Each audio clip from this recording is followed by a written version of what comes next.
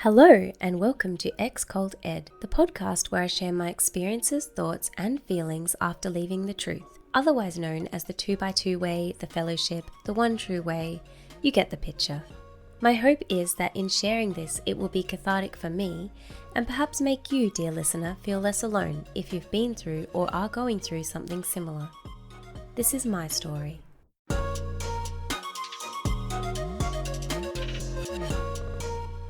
So, I guess I'll say, well, you can't really introduce yourself, can you? Because Yeah, well, I am a friend of yours that was in the cult at the same time you were. I should start with saying hello. Oh, hello. Right? Yeah, I think so. Hello. Hi. Really honoured to be your first guest. Yeah. Yeah. Probably my only guest ever. Never. No. mean, This is how the many- start of something great. Yeah, so, well, I guess today we don't really have a agenda. We're just going to try and do a talk because I've never had a guest before. I don't know how it will work. Yeah. But I think you're probably one of the better guests to try to have. Oh, okay. Oh, Yeah, thank you very much. This might have So- went horribly with me though. But no, I just thought it might be a good idea for me to discuss. Not squeaking. Not squeaking. Stop squeaking. Keep still. Good idea for me to discuss, my experiences. Yeah. And perhaps as opposed to yours. Yeah, well, sure. I actually have a terrible memory, so I can't, how long have you been, when did you leave? Probably around 2016, 2017. So it's about the same time I left. That's right, yeah. But we weren't really in contact then. No, not at all. So See, I thought somehow one of us might have influenced the other to leave, but apparently not. No, we both did it independently. So, you left in 2016. I left in 2016. Yep. What made you want to leave? Well, it was basically a decision that my wife at that time and I made. I think we both had different views of why we wanted to leave. My wife would probably prefer to leave simply because she didn't agree with all the teachings of the group. Yeah. More, I think it was the control that the group sort of gave to basically every opinion. It wasn't allowed unless it was the perfect opinion sort of thing. And myself, well, I had that same view as well, but I was just, at that time I was very much against what I can sort of call groupthink, I think. Right. So, yeah. Yeah. Was there something specific happening with the groupthink that you were just like, I don't like that? Well, there was a lot of things. That was probably the main thing. But I think as we're supposed to, like in the cult, we're supposed to have no doubt and be a firm believer of everything. And I always had doubts. So it was just something that grew. And at some stage, because I'd read everything to do with how the cult had started compared to what they said Right. happened. See, I hadn't. Okay, you hadn't at all. Not really, And no. you still left. No, because mine was more based on feelings, like emotions. Like I was feeling depressed and I was like, I'm not happy. Yep. Something has to change. Yep. And just like dragging myself to the meetings and the missions all the time. It wasn't fulfilling you. Not at all. No, I felt guilty. So for staying home, I felt guilty. Yep. And then if I went, I just felt guilty. Yep. I could have to dress up for nothing, go out, and then I'd still feel kind of excluded. And that just, yeah, it wasn't good. Yeah. Had you always felt that way, excluded from the group? Like, I think- not quite. Yeah, I think so. I actually want to talk about that. Like your experience of it might have been different because you had two parents that were really solidly in it. So you were like one of those families that people look up to, whereas I just had mum and I, like a divorcee mother. So I feel like that automatically put us down a little bit. Yep. Versus imagine that you would have experienced people complimenting you on how upright and amazing your family was. No. Really? No, absolutely not. No, I don't think that's anything that the cults actually do. It's one of those things, I think, that no approval or no talking about how good a person is or something like that, applauding them at all.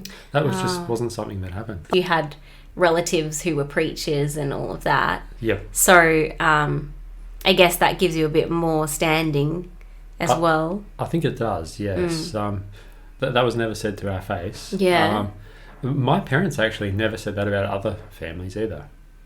I think interestingly, my parents, they're very much too scared to do anything different to what the cult does. But I think in private, they're exactly the same as they are in public. They're just very quiet. Yeah. They don't talk about things behind anyone's back. Yeah. So they're just naturally really well suited to being in the cult. Yeah, yep. Naturally sheep. Incidentally, if they ever hear this, how is that going to affect your relationship? Because they're going to know who you are. They probably will. But, well, I should say right from the start that... sorry, Mum and Dad. Is that what you were gonna say? Sorry, Mum and Dad. Also, some things might sound like criticism, but a lot of the time it's probably not. And second of all, even if I might sound critical of organisations or other people, that doesn't mean I think I'm perfect. So I'm just as flawed as everyone else. So. And also, you can still love them and disagree with maybe the way that they choose to live, or just not even disagree, but just that's not the way that you want to live anymore. Just want to go in a different way. Yeah. So that brings us back to you leaving as well. Like, how did that affect your relationship with them? How did they handle it? What were your concerns, even back further than that, even when you were thinking about leaving? Were you concerned about your relationship with your family and friends? I was concerned about my relationship with family mostly, simply because I didn't know how they would react. I thought that they would be more disappointed or something like that, and that might affect how they saw me. But interestingly, I don't think so. They still treat me just as I am. That's so lucky. Though my mum does always talk about meetings and special meetings and everything that's going on, I think just as a way to try to lure me back, but just in a very quiet way. So right. Do you find that when you're around them, you censor yourself as well, though? From when you're around them, you're of the mindset that they're in it, so you purposely don't. Like, do you feel like you're putting on a mask when you're around them? I do, yeah. Yep. More probably for their sake, just because I don't want to seem as if I'm anti-everything and all I'll talk about is how bad their group is. Yeah. So I refrain from criticising too deeply. I do just poke a little bit of fun at them every so often, though. So then do you find that limits your relationship with them, or do you think you can still be very close and just steer clear of... Good question. I think, to be honest, I think our relationship has always been limited. The big thing about cults, I think every cult, especially this one, is that your emotional range is limited. Yeah. You have to be happy at a meeting. You have to be calm. You have to be settled.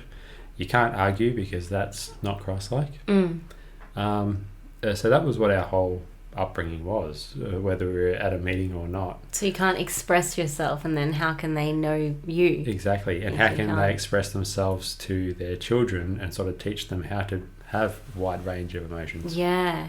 That's interesting. I have so many questions on that, Ben. So when you were growing up, did you think that your family sort of restricted your range of emotions?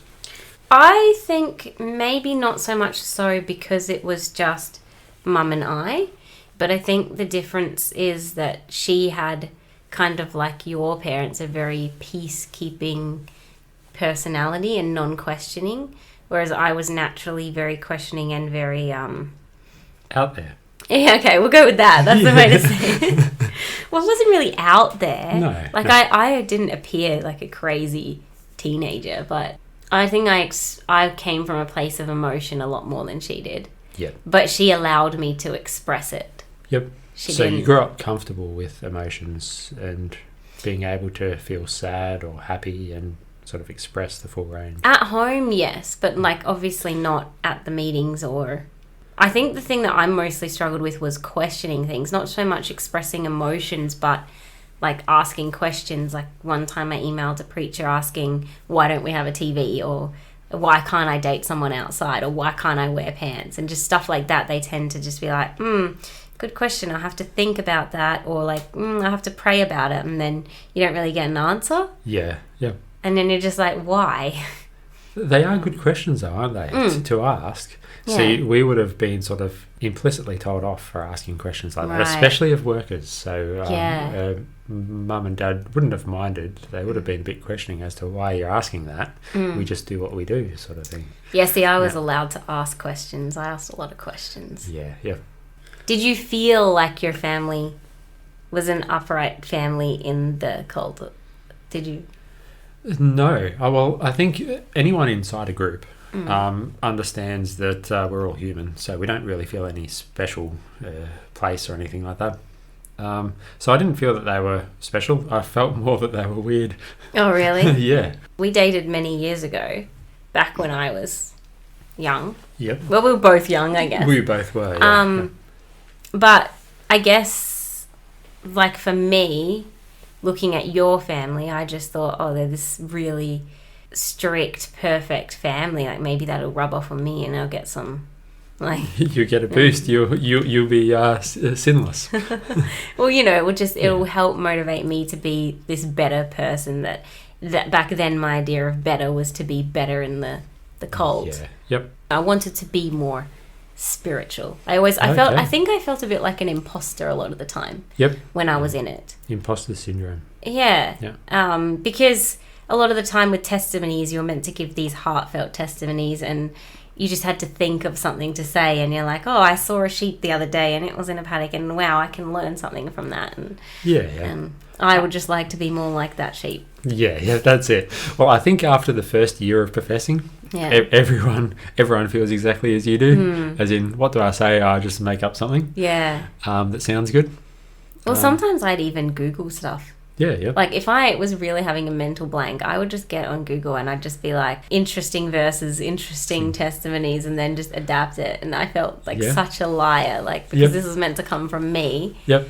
And I'm just coming up with cool things off Google or old meeting notes or something. Like, we didn't have too many old meeting notes, but they are a big thing in the cult, aren't they? They really are. So that's probably where a lot of people get their talking points for each meeting from. Because I used to think, oh, these other people, they're coming up, especially the Wednesday night reads, because you're all reading the same chapter, and you'd be like, wow, someone else, they're coming up with such awesome ideas, and then you have nothing, and you're just like, so my thoughts were just the same as what's already been said and I agree with all of that.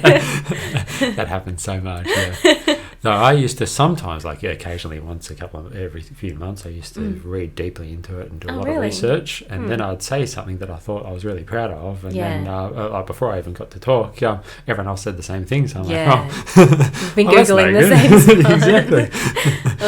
Everyone else is as smart as me. Yeah.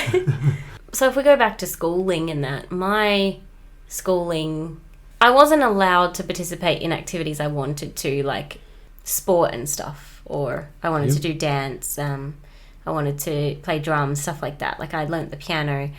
In high school, I did end up playing volleyball with some of my friends outside of school, but it wasn't a competitive sport. But I always felt that the dress thing made me stand out, whereas I guess that wouldn't be such a thing for you. Exactly, yeah. So it wasn't such a thing for us as guys. I'm always curious about, because I do think that women, even though they don't really make a point of it, in the cult especially, anything that happens, it's always a woman's fault, or it's her responsibility to make sure it's right, sort of thing.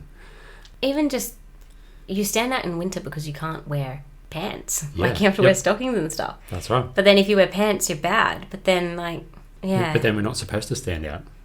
No. It was always strange that way. Such a contradiction. So, I mean, that whole, everything is the woman's fault, there's that. Yeah. But I guess women in the cult have it a lot harder because you couldn't wear your hair down, you couldn't do other things that a lot of other women were doing or other girls were doing, like makeup, jewellery, wearing pants at school. Yep. Like trousers, long pants, whatever. Yeah. So, did you feel different to your peers at school then? Yes, I did feel different, mostly just in how we talked. Mm-hmm. So, all of my friends would talk about everything they did over the weekend. Sport was a big thing for guys, which we couldn't have anything to do with. In primary school, I remember my brother. I can't remember whether it was my brother or I. We wanted to play football, but we were told we weren't allowed to. So the threat was we were going to go and walk on the railway tracks until we got hit by a train. Wow. Did they give in to that, or? No, they didn't. No, Oh. they were just very concerned, but still couldn't. Wow. Still couldn't play Imagine football. that. 2 cult kids die because they couldn't play football. Yeah, and you both would have made really good football players too. Well, I doubt that. What do you mean coordination? Exactly. So I've been thinking about this while I've been talking. When did you even... Do you think it's a cult? Yes, I do. Okay. Yeah. When did you come to that conclusion? Probably when I was 12 or 13. What? Yeah. So even when we were dating, you thought it was a cult? Yeah, well, I knew it was a cult. Why didn't you ever say that to me? Because I thought it was a good cult. Is that even a thing? Probably not. now that I realise. Okay. Because I never got the sense when you and I were dating back then Yeah. that I never got the sense that you weren't into it. Okay. Or that you were Yeah. questioning it. But I don't remember. I have a terrible memory, Yeah, so yeah. if Yeah. I got that sense, I don't remember it. Yeah, I don't know why that's the case, but Yeah. I just it was just internal. I just always had lots of doubts, always had lots of questions. It's so strange too that even though you were doubting and questioning all that, you didn't talk about it to the people that you were like close to. Like No. say people you were dating or whatever. Was that out of fear of not appearing to be this strong pillar in the faith, or? No, that was just a fear of appearing weak and not having enough faith. Your same kind of thing. Yeah. But there was no question. I never ever thought of myself being a pillar in the community. So, Yeah. I always sort of pictured myself and probably also my family as hangers on. Just people who went along with the flow. Interesting. Have you ever struggled with mental health concerns as a result of your cold upbringing? Well, I have suffered depression. When? But, for a few years through marriage. Right. Yeah, Yeah, that'll probably do nothing it. Before that will do it. That'll Yeah, do yeah. it. Was any part of your depression linked to the cult? Hard to say. Probably yes, because I wasn't really being myself. And But- also, sorry to interrupt again. No, that's I was all right. just thinking also the fact that being in the cult perhaps forced us into marriages that we would never have gotten into to start with or stayed in for so long. Yes. So the unhappiness in the marriage, like normal people would either go to therapy and work it out or be like, we're separating. Yep. But to start with, you probably wouldn't have even got into the marriage because you would have lived together, Exactly. figured right. it out, and also learnt about myself before even thinking about getting married. Because I think in this cult, and in most cults probably, questioning yourself, learning who you are and figuring out yourself is something that's not done.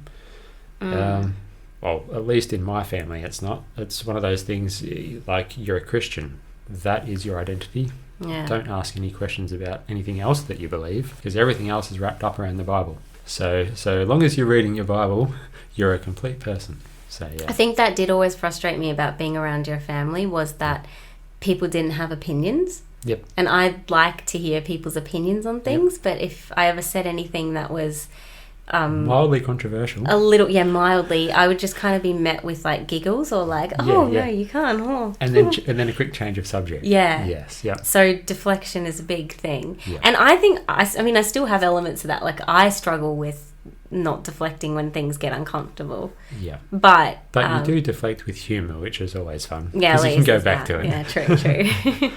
Yeah, so about you, was Ooh. that... Talking about deflection, what is this? That was the smooth one, wasn't it? God. All right, about me. Yeah, so it was the same thing with your marriage. You felt like you really hadn't explored who you were? That, Or you sort of knew who you were, you were just trying to hide and make yourself the perfect Christian, Yeah, or well, as better see- Christian than you were. I mean, to start with, the person I married for the complete wrong reasons. Yeah. He was kind of like you in that he came from a good family. He was very mild-mannered, mild-tempered. I just thought that he would help me, who was questioning and all that. I thought he would be like a pillar to keep me straight and right and like good in the cult. Yep. But I was only 20 and he was only 21. So Did you both talk about that, or about why we got married? Later on through your marriage, did you talk about any questions you had, or? Not really, no. I mean, I had a lot of them, but I mean, he knew towards the end that I wanted to leave. Yeah.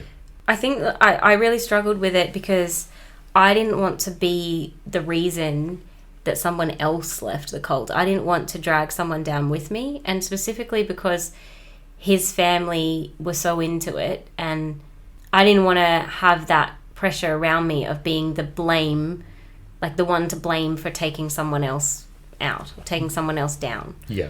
Or even introducing doubts or questions. Yeah. So I think into the perfect dynamic. Exactly. And I think that the more I questioned, actually, the more I really behaved the opposite. So when I was questioning, my response to that would be, let's sit down together and read our Bibles in the morning, or like, let's do this, like just things to try to like get my mind and my whole self to be so into it. Like I was just trying so hard to convince myself. But I think I experienced a lot of cognitive dissonance, like where I was living this life, but I didn't agree with it. And so I was trying to get rid of the cognitive dissonance. I either would have had to fully believe what I was doing or leave it. Yep. So I was just trying to go the fully believe it route. Yep. And the more I did it as well, I think the more depressed I got. Yeah. And you just couldn't continue. You just dive deeper and deeper into depression. Yeah. Until I was at a point where I just couldn't get out of bed. Yep. Did you start realising that you weren't to blame at any point there, or did you still think you were? I kind of thought it was a me problem. Yeah. I thought it was like a me mental health, or me being weak, or me like just not being close enough to God for some reason. Yep.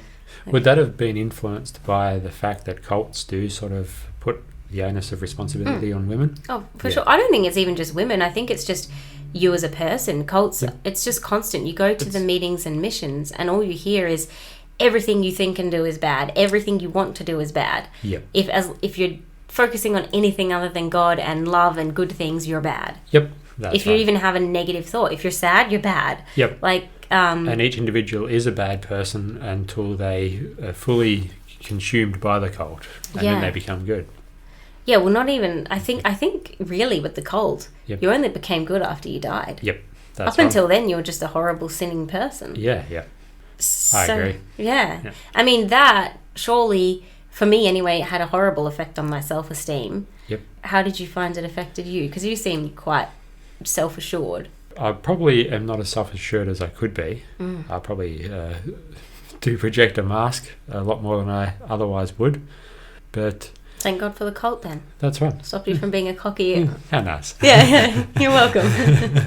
Sorry, carry on. I think the same thing too. So I always felt that myself, not so much my family, but just myself, that I was very flawed, very much a sinner, even for questioning, even for having those doubts inside, which I did understand at that point, that I think everyone has those doubts. But a lot of people just put themselves deeper into the cult and say all the right things, and because as a human, I think we are filled with doubts. That's true. It's just that they don't encourage it naturally, I guess. And we're always told, like from the Bible and from meetings, that we are going to question, because that's what sinful humans do. So just read and pray more. Well, see, I had the preachers come and tell me that I shouldn't be studying psychology and philosophy at school. Yeah, okay. Because it was airy-fairy stuff. Do we want to talk about what it was like dating in the cult? Yeah, yep. Like, what was it like? What was it like for me? Interesting, really. I think you can grow together as people and explore things. Maybe how much you're allowed to discuss is one thing that, like, you just assume that your partner is a lovely Christian. I get where you're going. Yeah. Like, you basically have a foundation idea of what that person is, That's even right. without knowing them. Like, Yep. so you meet someone at, say, convention. Yep. You already have an idea in your head of, like, what they do in their spare time Yep. and what kind of person they are. Yeah. Versus when you meet people in the world, I'm finding you can have no idea. Exactly. Yeah. Yep. And everyone's different. Yeah. And it's a big thing to explore for yourself and who another person is. Yep. So that's something I've struggled with, is people in the world that I've been meeting, you know, they say or they come across as their one thing. Yep. And they're actually another. Yep. And it's not so much something that you find in the cult, because people tend to really try to be whatever they say they are. That's right. Yeah. But everybody's also kind of the same. Exactly. So you yeah. know So what to expect. And you've got lots of options. Apparently, you have Yeah. you can choose this range of people, and there's a few in there. Whereas if you're outside, like amongst general society, Yeah. you don't know where to start. Yeah, I mean, I guess it's like choosing toothpaste. Like, it does the same thing. It's Yeah. just the different brands. That's right. Whereas in the world, you're just in the whole, like, aisle of products. Yeah. You don't know what you're getting. Should you brush your teeth with poison or Yeah, not? I don't know. Yeah, is it Listerine or is it bleach? Yeah. It's not marked. Yeah, no, I see where you're going there. And also, I think the fact that you can't stay overnight with them, or you can't live with them, you can't even really go on holidays with them without their family. Yeah. It kind of limits your ability to get to know who they are before you're married, and then suddenly you're married and stuck with this person. Yep. And then you just have to make it work. Yep. And I remember before I left my marriage, I had the preachers over. We both had the preachers over for dinner. And the preachers said over that dinner, it's really selfish of people who leave marriages, because there's so many unhappy married people, but they're just making it work for God's sake. And they were like saying that was a good thing. Okay. And apparently that makes a marriage happy. Yeah, well, no, yeah, like it doesn't make any sense. But they It were doesn't. like, they were putting that up on a pedestal to be like, they're suffering together for God's sake. It's a very But- Christian thing to. Yeah. You have to suffer. You have to have Yeah. the worst life possible But why do you and think make that another they? life miserable. Yeah. Sorry to speak over you. That's right. Why do you think that they made people marry? Like, why would they force that? I think marriage as a social institution, completely separate from Christianity, is something. It's a really good foundation. So long as people get married for the right reasons. Exactly. But when you talk about Christianity, suddenly the reason is the church rather than who you are as individuals coming together. Yes, So you're marrying for the church. You're not marrying for each other or yourselves. I agree. Yeah. So that said, would you get married again? I would, but I'd have to be very sure. Yeah. Yeah. And would you put things in place differently, or how would you know that you were sure? There's probably a lot of marriages in the cult that are just hanging together because of the cult, but inside it's like death. Yeah. People are slowly dying or already emotionally dead. Yeah. But the same thing happens outside. It's always a risk, no matter where you are or who you meet. You're right, you can- actually. Yeah. I guess that kind of makes it a bit more scary too, because Yeah. in the cult, if you got married, it was less risk because you knew that they and you were going to make it work no matter what. Yep. Because of the cult.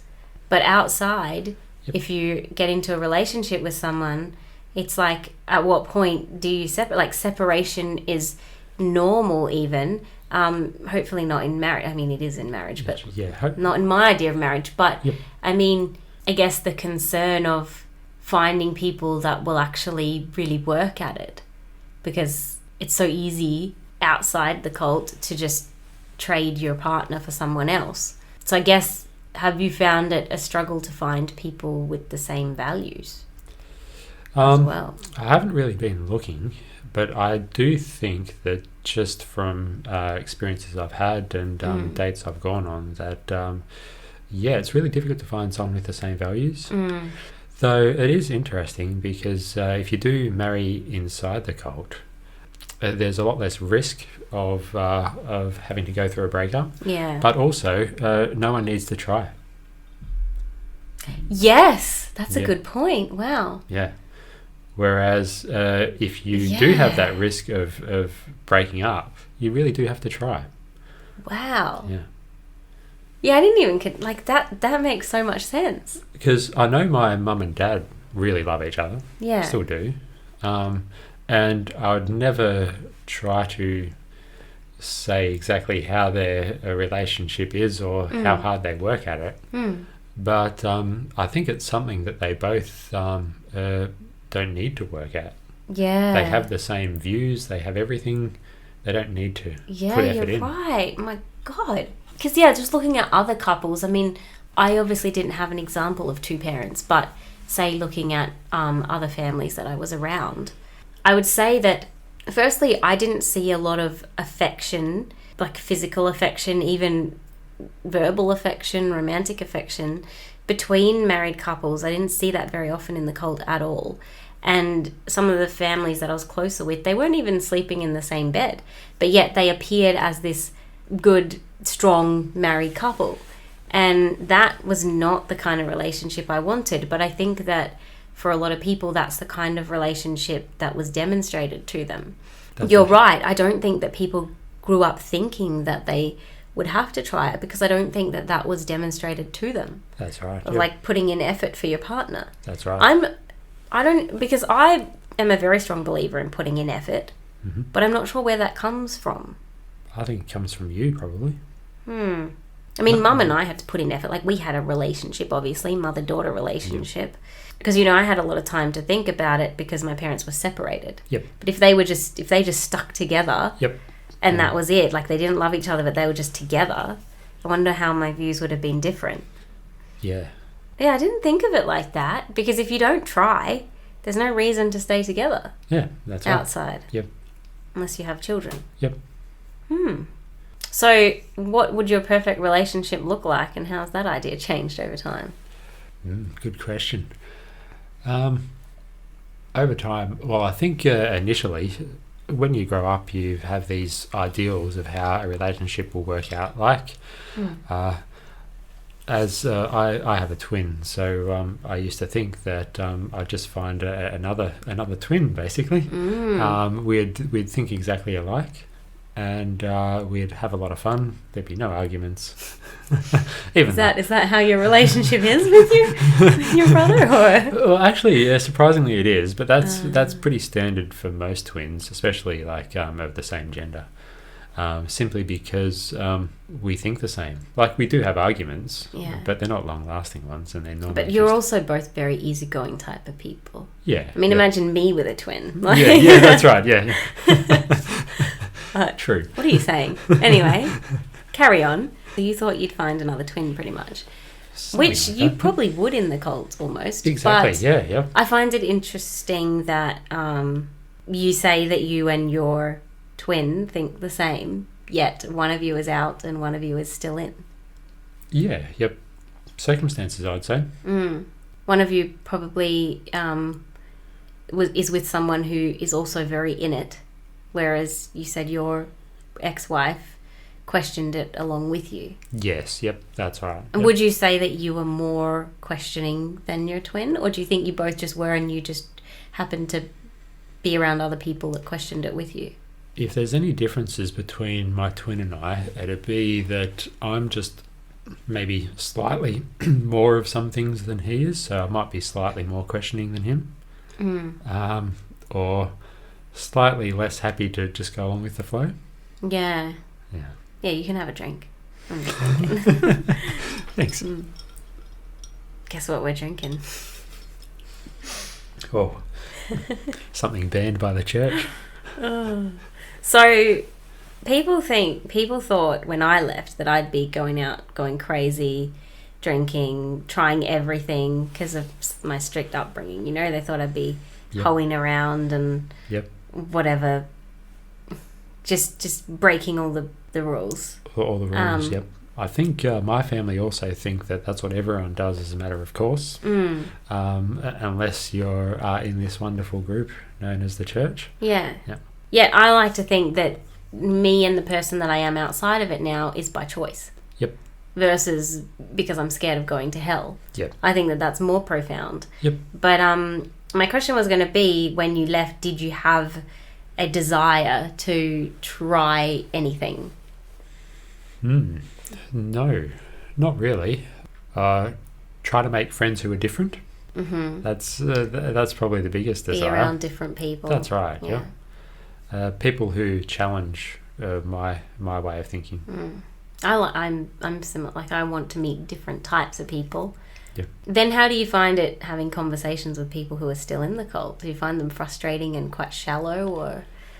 Yes, I think so. Not because they themselves are shallow people or they're any less people, but simply because they won't discuss anything that's remotely alarming. That's true. They don't want to say the wrong thing, I guess. That's right. So at convention, do you remember a lot of the time was mostly just small talk? Yeah. Yeah. It was all small talk. That's why I hated it. I hate small talk. Yeah, that's right. Yeah. I have a passionate disgust for small talk. There was no philosophical questions where people could disagree. Yeah. And have fun disagreeing. Yeah. But it is hard to find that, because being in cult life doesn't attract that kind of personality. No. And if you are that kind of personality, it squashes it, makes you hide it. Yep. You either abandon who you are and just go with what you should be, or you say, no, this isn't for me, and break out. And I'd say that the depressed people, like people in the cult now who are depressed, are probably more like our type of personality, where they want to have those conversations and they feel very restricted, because what can you do if you're stuck? Exactly, yeah, yep. It's, you just feel so bad about yourself. Yep. No, that's right. After leaving the cult then, what have you struggled with the most? Well, one thing that I find is that cults do have a routine. Mm-hmm. So every week you do the exact same things, and that's actually something that's good for mental health rather than opposite to, unless you hate the routine. Exactly right. Yeah. But I think also when I left, that was something that I had to build myself. So okay, what do I do on Sunday mornings? Sort of thing. See, you're different to me, because I was just like freedom, yes, I can spend my Sunday however I want. Yeah.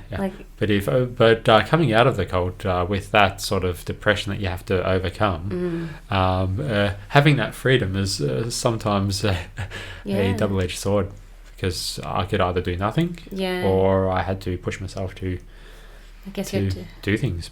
I guess you had to think about what you're going to do as well. Whereas right. You can just mindlessly go to the meeting or the mission and Exactly be right. around people, and then and generally people would invite you for something. And that's right. Yep. Or you just make small talk and go home and make small talk to your partner. Yeah. See, I was going to say, like, my biggest struggle was just feeling so different from people in the world as well. Because I didn't feel like I belonged in the cult. I didn't feel like I belonged in the world. So just trying to find where I belong. Yep. And people that I belong with, because I think that another part of it as well is breaking my stereotypes. So say football players or people who drink and party a lot. Yep. They're probably people that I would automatically discount. Yep. Because I'd be like, I just can't fit in there. I don't have the confidence with all of the experience as well. I don't feel like I have had much worldly experience, and I guess I tend to have a bit of an inferiority complex in the world, because I'm like, I feel like a baby compared to all these people that have had all these experiences and know everything about everything, and I just feel like I know nothing. Yep. Oh, interesting. Yeah. Because I'm a bit different to you, whereas you'd just be like, oh, what's that? I'll just try it. Yep. I'm just like, what is that thing? Is it good? Is it going to kill me? Am I going to... Yeah.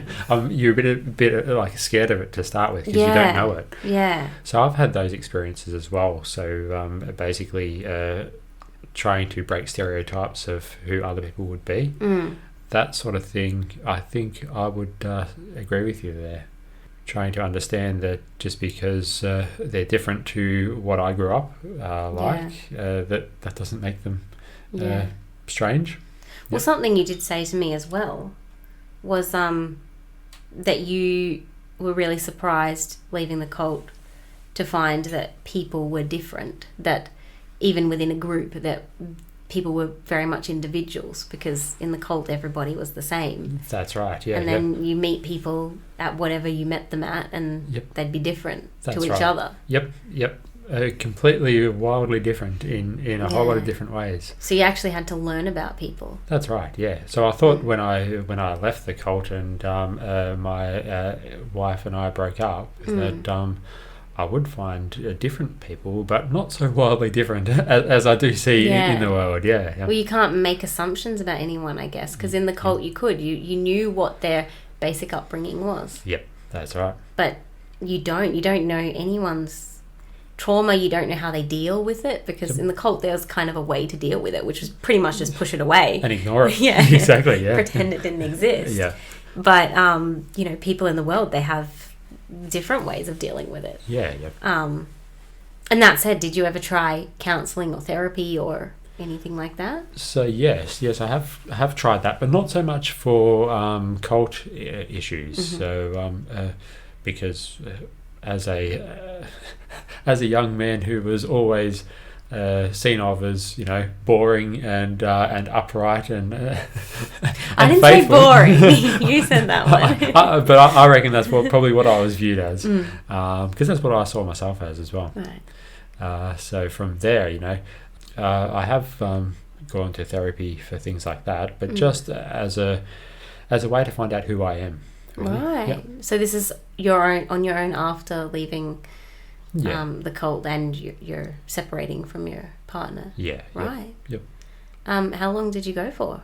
So it's a work in progress. So I've started last year, just a couple of times, but I'll continue to go. So. Right. Have you found it helpful? I assume you have, if you keep continuing. Yeah. So it's one of those things that you got to work at. You got to go to therapists a lot to be able to open up to them and to figure out whether there's someone you want to open up to. I think that's where I'm failing, because I'll go once and then I just won't feel a connection, and I'll just.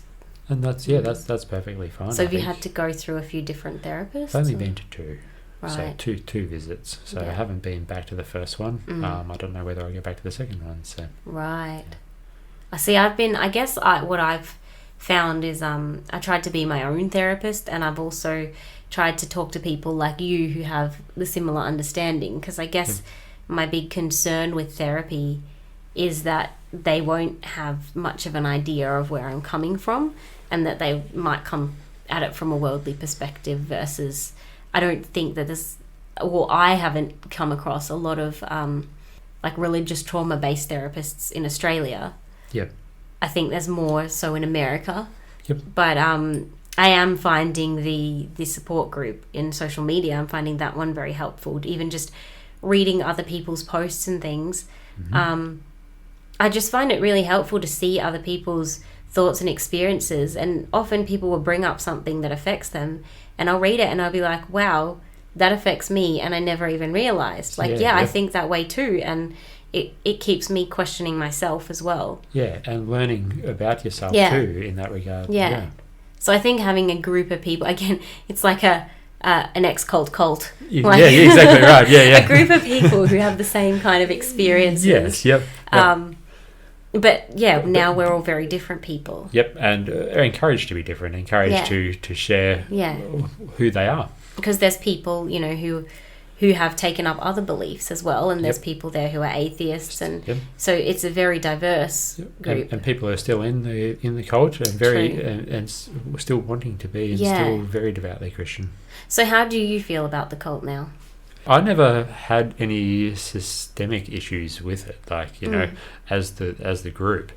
It was just more about my who I wanted to be, clashing with that. But as I just observed posts of issues that people have, and even just you bringing up that fact that you had workers tell you that you were taking the wrong classes, and also sit down before you were married and tell you about all the successful marriages of people living in end of my marriage, living in absolute misery, and how good that was. Yeah, I look on that in I'm aghast at that. something that I don't know whether I just never spoke with workers, so therefore I was never approached by people who had strange opinions. But I've read so many stories of workers with like instructions on how to live that are just completely at odds with reality. Yeah. Well, see, I don't think they're bad. No, they're not all the preachers are bad. No. We have to say that obviously the ones that hurt people are bad. Yep. But and especially the ones that hurt children. Yes. And I didn't even know about any of that until I left. And I was actually watching some YouTube video on cults, and I recognized one of the preachers in the video, and I was like, wow, this is from what I was in. I know that. That would have been scary. It was just kind of mind blowing, because I guess I thought that we were all above that, like everyone in the cult, especially the workers. I thought they were above that. Yep. So I had other friends of mine talk to me about that when I was in, and that really shocked me. But looking at it, even at that point, I was aware that groups that we have, especially where there's a small select group of people who are lifted above others, run that massive risk of having terrible people, and even normal people who aren't terrible enter that field and have access to those types. So it's like a structural access where there's no safeguards. It's not even considered a possibility until it happens. Yeah. And then it's just aberrant behaviour that will shut down. Well, so from some of the stuff I've read is that the blame's kind of been placed on the parents for not looking after their children, or horrible things. That is horrific. Yeah. Like that kind of abuse aside, I think that the people who become preachers are just put in a crazy position. They're people who oftentimes have never even been in a relationship, a romantic relationship, let alone married, and they're there staying with married couples and families, and then giving them advice on how to be married and all of that stuff. Like it's it biggest belief. It's a lot on a person, and also the fact that everybody looks up to them, everybody goes to them for advice, and they are just people.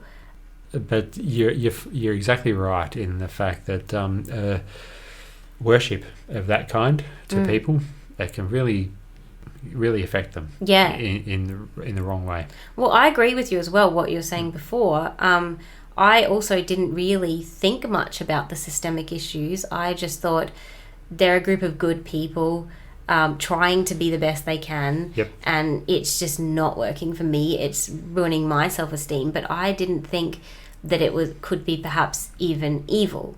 I didn't think that the cult and the people at the very top, or the agenda of it, could be corrupt and evil.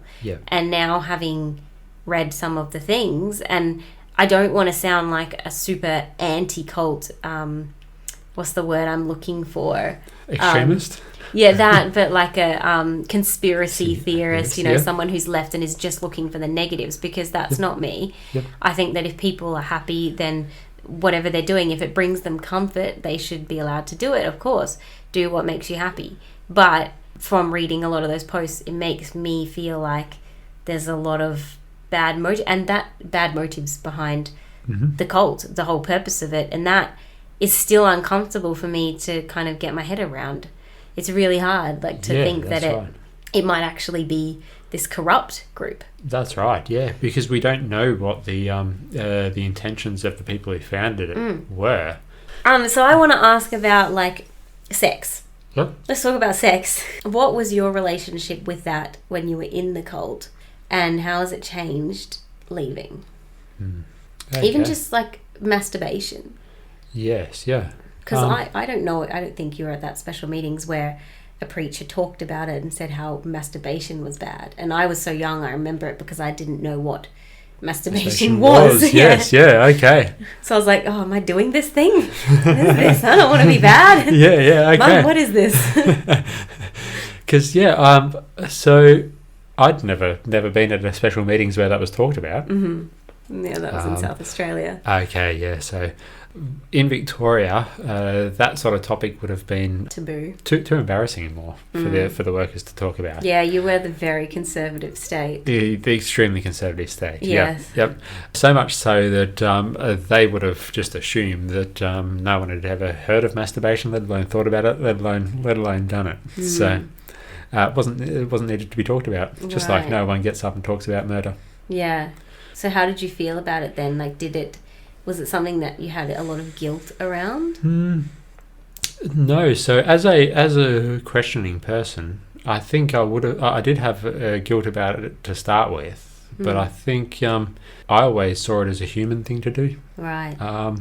So did you ever watch adult content? I did see it. I remember friends at school having magazines at the back of the classroom. Yeah. And my eyes were wide open. Whoa, there's pictures like that sort of thing. But at that point, it really wasn't something that was a big part of my life. So it didn't worry me that much. But I did expose myself to that. Yeah. Out of curiosity. Out of curiosity, yeah.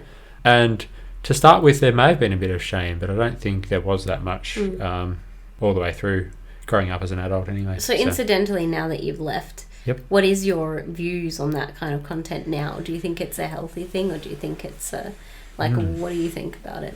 Okay, so I think it's like all of humanity, very complicated, and there's no straight answer. But I think in parts it's okay, but in other parts it probably isn't exactly healthy, depending on how you treat it.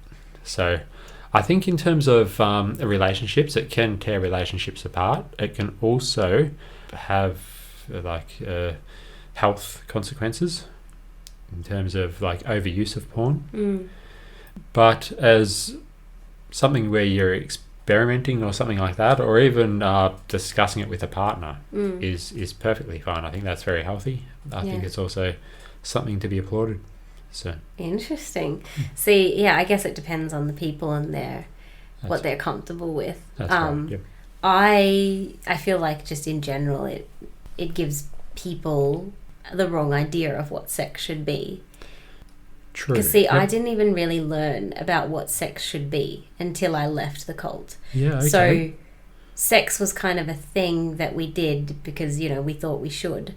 But I only really learnt about making love after the cult. I learnt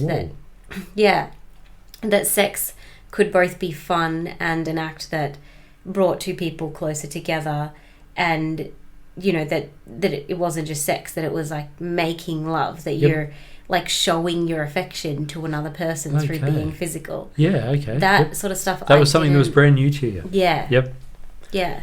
Right. Something that I'm probably still exploring, I guess. Yep. But I guess my view on porn is I don't see it as a generally a healthy part of relationships because of how damaging it can be, and also because if you're separately watching porn, then you could be with your partner. Why would you? Exactly right. Yeah. Yep. It's kind of like wanting to be with someone else when you're with your partner. Why would you want to be with someone else if you? 100% agree. If you want something else, then then you may as well have that rather than your partner. Yeah. If you're that way inclined, then absolutely. you probably shouldn't be in relationships. But But interesting about your views of sex through there. That was something that you should just do. Did you think that people in the cult as relationships, that that was something that they did just because they had to? It was more to have kids, I guess. More to have kids, okay. Because, if we weren't allowed to masturbate, then pleasure was not True. just being pleasure and being happy in the cult was never a focus. Yep. So your pleasure in sex was just not not something important. No. Yep. I think it was just something that was done because you were in a couple with this person. And again, it comes down to not being able to do it before you're married. Yep. Often people marry people that they have no physical chemistry with. Yep. So. And that means you just can't explore that side of your life. And then from there it's lacking. So and that's where I had a lot of trouble, I guess. I didn't even know what Yeah. Yeah. So right from when I was young, my dream was, as we were talking about dream relationships and things like that, was that partners of mine, or if I were to get married, that would be a very healthy part of a relationship where we would do that for pleasure and just because we adored our partner. Yeah. So it was about an adoration thing for me. See, Always has been. That's nice. That's what I want to have now. Yeah. But I think because of my experiences and the different things that have happened, I guess I'm not so confident in it as I would like to be. Like I think it takes a lot of, for me, like a lot more time and a lot more there's a lot more hesitancy around it, which can come across as like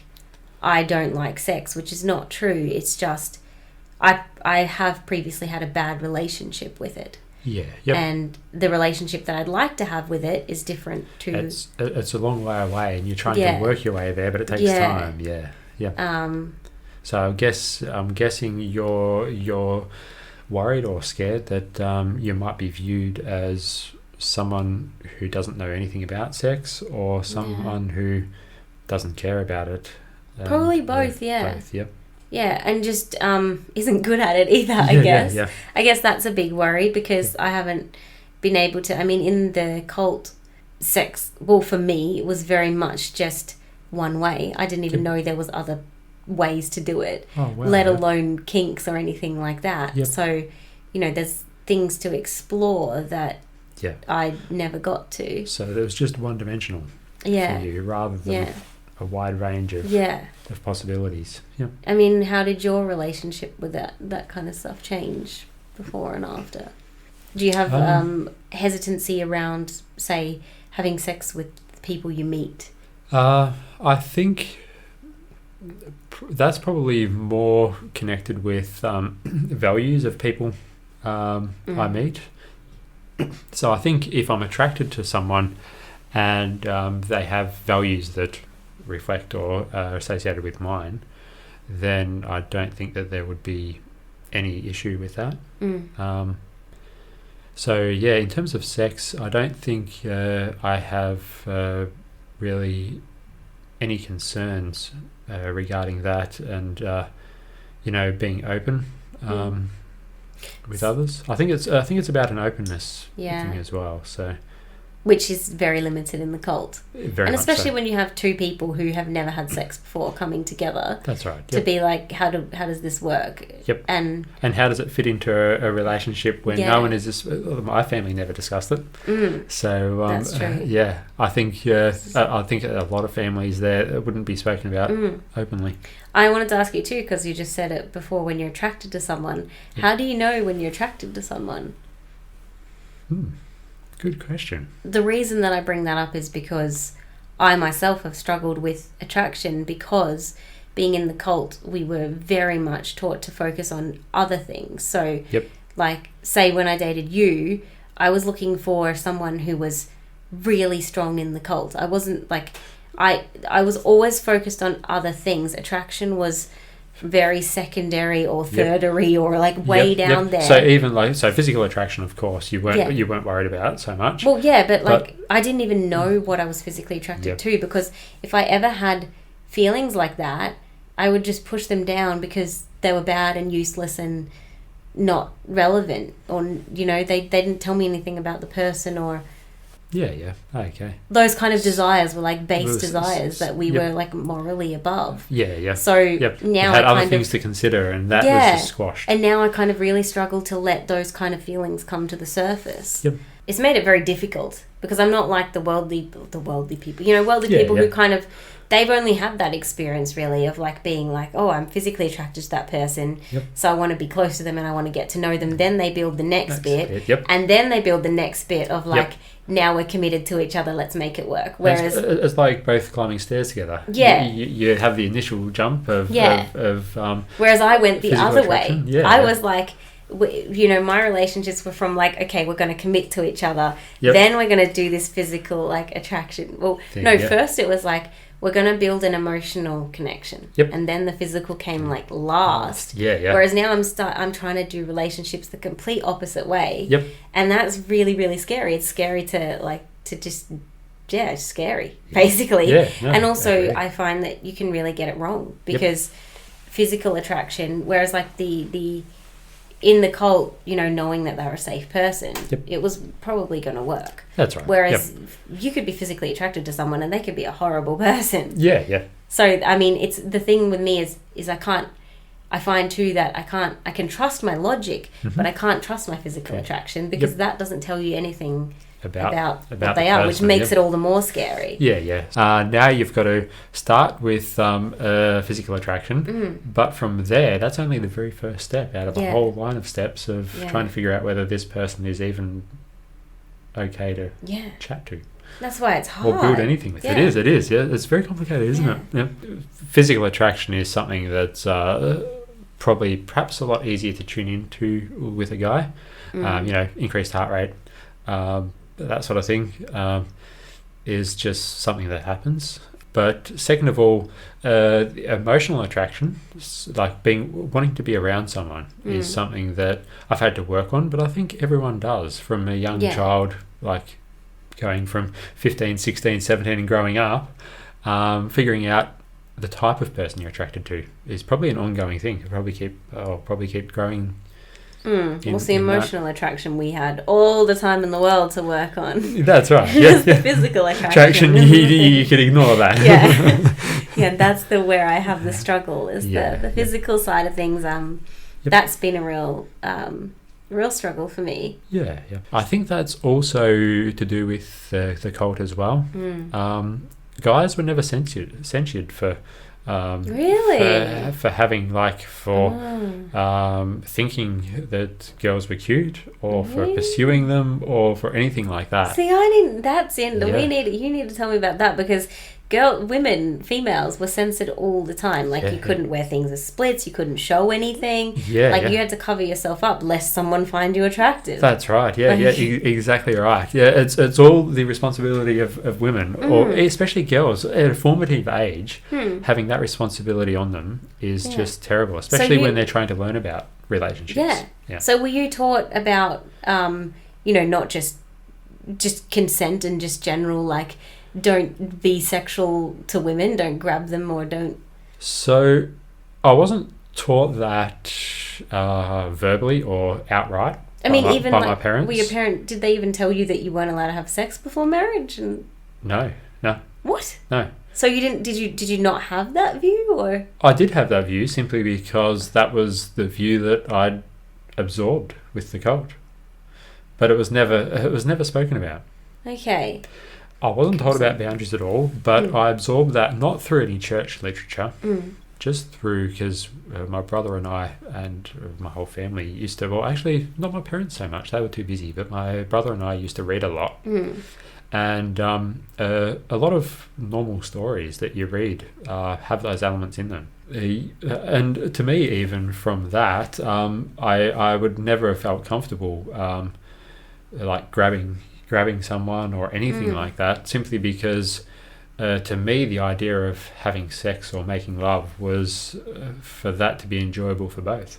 Yeah. To be loved by both, to be wanted by both. So in order to actually grab someone without knowing that they wanted it, it would be useless. It would be beyond the point of making love. Did you find that other males around you in the cult had different views, or? So hard to tell, really. I think they may have been a whole lot more mild than what I've found as the general population of males. But I do find that that's one thing that I'm always very wary of, and that is the whole masculine culture. Toxic masculinity. Exactly, yeah. Of how women are to be spoken about. So I always find, and I always mention every time I hear supposed friends of mine talking about women and what I'd love to do to her and things like that, those sort of comments, I always pull people up and say, you wouldn't do that. Yeah. And they get very defensive at that, just because to me It's all talk. Yeah. And I really worry that sometimes it goes from talk to people Right, actually doing yeah. it for a laugh and then doing Yeah. it because they want to and then going from there. So, yeah. It's also disrespectful. Exactly, yeah. Yeah. I think I found a struggle with that too. Like, it sounds like you can speak up for things that you believe in, which is good. Yeah. That's something I've really had to struggle with, though. Yeah. I had to learn how to do it. So. Yeah. Whereas I've really struggled with that because I don't know what is and isn't normal. So when things have been said or happened, I've kind of been like, oh, maybe this is just how it's done in the world and maybe my view is wrong. Yeah. And I've kind of not... I guess I'm still learning to speak up for... Well, I'm still even learning what my values are and what my beliefs are to then be able to stand up for them. So just figuring out which of the beliefs I hold are reasonable in the world and which are just crazy because I was in a cult. Yeah, trying to differentiate what is cultish and what is normal is really difficult. You've got to go through everything with a fine-tooth comb to separate, Wow. So, I mean, what advice would you have for people who are either, like, just left the cult or thinking of leaving and are just struggling? My first advice would be... get used to feeling unsure and to asking questions. Because I think the moment we start feeling certain in what we believe, that's where danger lies, and also that's where complacency lies. You don't want to be someone who's complacent. So I think the one big danger of being in a cult of any type is people who are so sure that they know the answer to everything that they stop wondering whether they're right. And they become, I know everything about this, so therefore I'm wonderful. And if I push the boundaries one way, maybe sexually by doing something wrong, but still appear to know what's right, then people will look past it. In terms of people who are thinking about these questions or perhaps wondering how to leave, I think being comfortable with questions. So asking questions and making other people uncomfortable is one thing that's something I've had to learn to be happy doing. I think, too, for me, is just knowing that the feelings that you're having will pass because you've been brainwashed for so many years. Even say things like going to the movies or just anything that you wouldn't have been allowed to do, you're so conditioned to feel guilt that even though you don't agree with that guilt anymore, you still feel it. You still feel it, you still worry that God's watching you all the time and that you might go to hell. Those feelings do pass after a while, but I think it just takes time. I don't know about you if you had those similar kind of feelings, but... just the worry that what if that was right, even to second guessing yourself and your decision to leave, like... I think that's the case, absolutely. I think second guessing whether you're hurting other people by leaving yourself is one big thing, and I think in that case, not being your true self is hurting other people more than something I'm learning because we just grew up the whole time not being our true selves. So that's really you and hard. I both. So learning to be yourself is a big thing. Learning to make decisions. And being comfortable being yourself, knowing that you're flawed, but that's a good thing. It's actually very helpful for everyone, both inside the cult and out. That you will be happier eventually. It just takes time. It's a struggle. It is. Because you're trying to find your own purpose now. And because you have to extract yourself, because the cult would have lots of tendrils all the way through who you are. Basically everything that you are would have some sort of Christianity or cult attached to it. So trying to untangle that and keep the who you are together. I honestly think it takes years. I mean, I've been out for 5 years now. And I'm still struggling with a lot of things. I'm still kind of untangling from it all. Well, I do really worry about people who have family members, because you still love your family and you want to be close to them. I think people who have family members who react negatively to someone who questions or maybe shows a desire to have less to do with the cult or even leave, having that emotional reaction against that would be something really hard. People would do a lot to avoid it. And I think families grow, relationships grow when there is emotional tension as well. Interesting. Yeah. So I think elaborate. We grew up thinking that we could never have, we should never introduce tension. Yeah. Should never question, should never create conflict. But introducing a bit of tension, I think, is good for people's relationships. Yeah, okay. Not just tension for the sake of it. Yeah. But for something you believe in. And what is it? It's attention. Yes. Give me attention. Yeah, it's a bad joke. I'm sorry. Carry on. Yeah. And how did you find it too? Probably in closing, because we've been going for a while. Yep. Leaving the cult, and not just because you were similar to me in that, well, you did leave with your partner, but you then separated, so you were kind of more alone, like I was, because I left my partner and the cult at the same time. Yeah, that would have been. So not only are you losing your relationship, like your close relationship, and perhaps some of your friends and family too. Yep. But you're also losing that permanent relationship that you have with you everywhere. Yep. With you and your Father in heaven, like with you and God, with you and Jesus, that you, I mean, before when you're in the cult, everywhere you went, everything you did, they were supposedly with you, and you, like, it was, even whether you believe they exist or not, it was a relationship. Definitely was. That you had all the time. So how did you feel losing that? Well, I think you're right. Just having that in the back of your mind all the time is a comfort. It's something to rely on, something to think about, and you don't even have to worry about that sort of thing. But I think, losing that even before I left the cult was something that, did make me feel more alone. It was something that I had to work on, to realise that some things you just have to go it alone.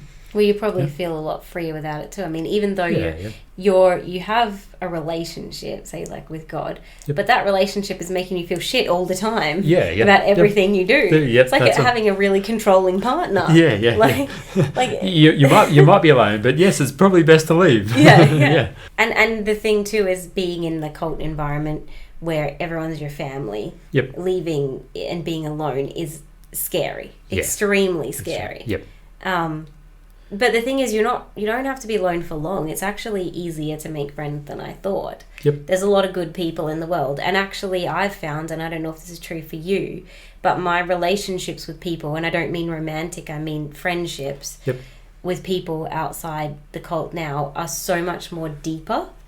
They're so much deeper than they were with people that I had in the cults, because of what you said before about how people are shallow and relationships are shallow, small talk. Exactly right. Because you have to get to really know people. You've got to put in that effort to be friends, let alone to be romantic partners if you go there. You're right. It all comes down to effort. Any last words? No. Great. Just one last word. Good job. In Jesus' name, amen. Is that it? That's it. It was for Jesus' sake, amen. Do we say grace? How did you feel cursing actually after the cult? Yes. Interesting. I swear all the time, probably too much. People probably think I'm a full-on bogan because I never think to, and until I do. Have you noticed how much I swear? No. Oh, I swear a lot. Obviously I probably swear more in conversation with you than I do actually anywhere swearing. else. Exactly. Yeah. Oh no, I'm a bad influence. Nice. Sorry to his mum and dad. Too bad, Mum. Wow. Are we gonna cheers it out? Cheers. Cheers. Some good whiskey you got me. Thank you. Oh, thank you very much. Celebration of a successful podcast. Look at us, we're alcoholics now. Great. Living our best life. Yeah. Bye. Thank you so much for listening to this podcast. I really appreciate you. If you'd like to reach out, ask any questions, vent, say whatever you need to say, even if that's getting annoyed about something I've said, email me at exculted@gmail.com. That's exculted@gmail.com. And always remember, you can walk your own way, speak your own truth, and live your own life. Bye!